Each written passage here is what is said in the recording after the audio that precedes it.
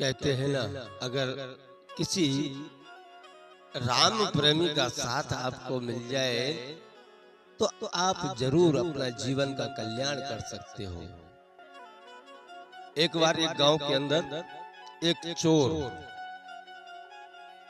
चोरी किया करता था और उस चोर का ऐसा नियम था कि वह घर वाले को कह करके उसके घर में चोरी करे, पहले बता दे, उसके बाद में वह वहां चोरी करने जाया करता था। ऐसा चोर राजा हो के रंक हो चाहे भिखारी हो, सबके यहाँ चोरी उसने कर ली और कह करके चोरी की। एक समय ऐसा आया कि वह एक पत्थर पे बैठा हुआ और बैठा बैठा विचार कर रहा है कि मैं अब सबसे बड़ा चोर बन गया हूं। स्वयं विचार कर रहा है कि मुझसे तगड़ा चोर इस संसार में कोई नहीं है, मैं तो सबसे बड़ा चोर बन गया हूं, क्योंकि मैंने सबके यहाँ चोरी कर ली, किसी राजा को भी छोड़ा नहीं, किसी रंग को भी छोड़ा नहीं, मैंने सबको कह करके चोरी की है। अब मुझसे बड़ा संसार में चोर कोई नहीं है, ऐसा वह विचार कर रहा था। उसी क्षण देखा तो 100-200 महात्माओं की एक जमात निकली। वह जमात द्वारकाधीश के दर्शन करने के लिए जा रही थी और उनका यही नियम कि एक गांव से दूसरे गांव में जाकर रात वासा करे, रात को रुक जाए, फिर दूसरे दिन प्रस्थान करे। इधर चोर ने विचार किया कि मैंने संसार में सबके यहाँ चोरी कर ली, एक खाली साधु रह गया है, इसके यहाँ चोरी नहीं की।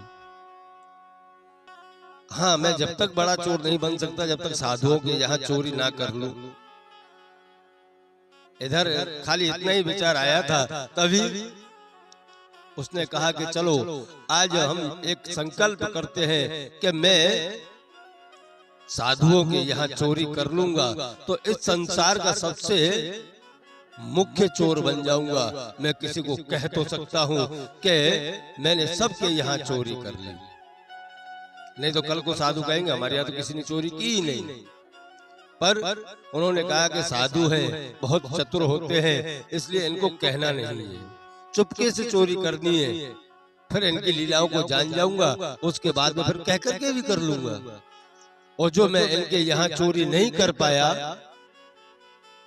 तो उसी दिन से चोरी छोड़ दूंगा। ऐसा उन्होंने संकल्प किया। उस चोर ने ऐसा संकल्प किया, गांव में गया और गांव में जाकर के नाई से बोला मेरे बाल काट दो, चोटी रख दो।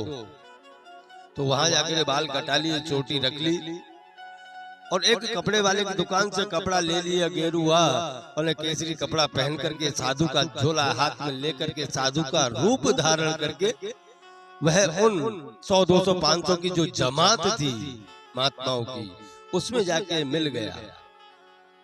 अब मिलने के बाद में विचार कर रहा है कि मुख्य साधु है जो जमात का एक महंत होता है, पैसा उसी के पास में होगा। फिर सोचा कि ये तो मोटा है, बड़ा साधु है, इसलिए बड़े साधु कभी अपने पास में रखते नहीं, वह अपने शागिर्द, अपने कोई नजीक का महात्मा होगा, उसी को पैसा देता होगा।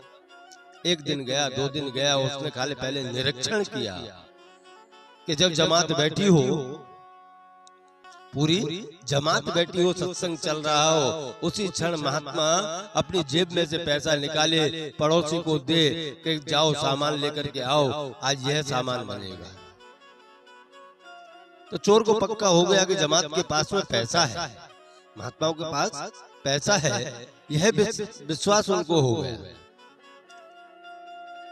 अब तो रात को विचार कर रहा है इनके नजीक का महात्मा कौन है, तो उसी का रात को जाके लेट हो उठ करके उसका झोला चेक करे, पर उसमें कुछ मिला नहीं। धीरे धीरे करते करते उसने सभी साधुओं की झोली चेक कर ली और झोली में कहीं पैसा ना मिले तो रात को सो जाए। ऐसे करते करते वह साधुओं की जमात द्वारका पहुंच गई है। रात्रि विश्राम द्वारका में हुआ है और द्वारका में होने के बाद उसने विचार किया कि यह महात्मा जो बड़े महात्मा जी हैं, वह अपना पैसा किसी को देते नहीं है, शायद वह स्वयं के ही पास में रखा करते हैं। इसलिए आज रात्रि को मैं बड़े साधु की चोरी करूंगा, उसी का थैला चेक करूंगा, उसी में पैसा होगा। ऐसा विचार करके रात्रि को सबके सो जाने का इंतजार कर रहा है। सब गहरी नींद में सो गए हैं। और चोर देख लेना, चोरों को रात को नींद नहीं आती, हो ध्यान रखना आप लोग। और रात को लेट रात्रि को खड़े हुए और खड़े होकर के जो बड़े साधु थे, जो महंत जी थे, उनका जाकर के झोला चेक किया। अब जब उस झोले को देखा, उसके अंदर सब कुछ निकाल के उलट पुलट करके देख लिया, लेकिन पैसा उसमें मिला नहीं। अब जब पैसा नहीं मिला, थक करके वह चोर अपने आसन पर बैठ गया और आसन पर बैठ करके विचार कर रहा है कि आज मैं मेरी चोरी के अंदर फेल हो गया हूँ। मैं तो कहता था सबसे बड़ा चोर मैं हूँ, मैं सबके यहाँ चोरी कर सकता हूँ, लेकिन मैं असफल हो गया इस चोरी में। आज से मैं एक संकल्प लेता हूँ कि आज के बाद में मैं कभी चोरी नहीं करूंगा। ऐसा संकल्प लेकर के चोर सो गया। और वह चोर सो गया। सुबह हुई, सब अपने नित्य नियम से फ्री हुए। नित्य नियम करने के बाद में संतों की सभा लगी है, सब सत्संग कर रहे हैं उसी क्षण, क्योंकि एक तरफ में रसोई बन रही है, सब सत्संग कर रहे हैं। और जब सत्संग चल रहा था, उसी क्षण जो महंत जी थे, उन्होंने खाली इतना कहा कि इस सभा के अंदर अगर किसी को कोई प्रश्न करना है तो कर सकता है। तभी उस चोर ने हाथ खड़ा किया। बड़े महंत जी ने कहा कि हाँ भैया बोलो, आपका क्या प्रश्न है। तब चोर ने आगे आगे कहा कि प्रभु, पहली बात तो मैं कोई साधु नहीं हूँ, मैं एक चोर हूँ और आप लोगों की जमात में मैं चोरी करने के लिए घुसा था। और मेरा प्रश्न खाली इतना है प्रभु कि आप रोज वो है बंडल, नोटों की बंडल निकालते हो, गड्डियां निकालते हो, मैं आपकी चोरी करना चाहता हूँ। आज तक मैंने सबको चेक कर लिया, लेकिन मुझे आपके पैसे कहीं मिले नहीं। यह आप पैसा कहाँ रखते हो, खाली मुझे इतना बता दो, मेरा एक ही प्रश्न है। तब बड़े महंत जी ने कहा कि मैं बता तो दूंगा मैं पैसा कहाँ रखता हूँ, लेकिन आपको एक प्रतिज्ञा करनी होगी, एक संकल्प छोड़ना होगा कि आज के बाद आप चोरी नहीं करोगे, खाली राम राम राम रटोगे। तब उस चोर ने कहा कि प्रभु, मैं रात को चोरी में फेल हो गया, इसलिए मैंने उसी समय एक प्रण कर लिया, एक संकल्प छोड़ दिया कि आज के बाद में मैं चोरी को छोड़ देता हूँ। इसलिए मैं आपके सामने भी यही प्रतिज्ञा करता हूँ, आज के बाद मैं चोरी नहीं करूंगा। जब इतना संकल्प छोड़ दिया, तब महंत जी ने कहा कि तुम एक काम करो, अपना झोला लेकर के आओ। तो चोर अपना झोला लेकर के आया और कहा अब क्या इसको तुम चेक करो, इस झोले को तुम चेक करो। उस चोर ने स्वयं का झोला जब चेक किया है तो नोटों के बंडल उसी के झोले में मिले।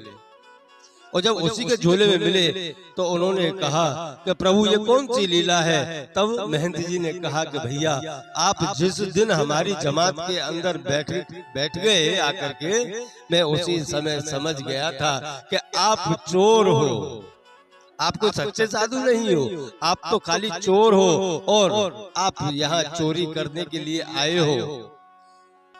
तो मुझे पता था कि चोर है सब जगह ढूंढ लेगा, लेकिन स्वयं के सामान को कभी वह ढूंढेगा नहीं, स्वयं के सामान में कभी हाथ डालेगा नहीं। इसलिए मैंने उसी दिन यह पैसे आपके झोले में रख दिए, और जब मुझे जरूरत पड़ती तो आपके झोले में से थोड़ा निकाल लिया करता था, और यह जमात को आगे लेके जाने लगा हूं।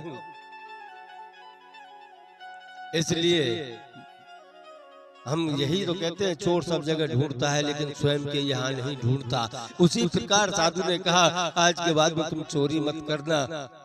और चोर ने कहा कि नहीं प्रभु, आज के बाद में मैं कभी चोरी नहीं करूंगा। आप जो मुझे नाम दोगे उसी नाम को बस भजते रहूंगा।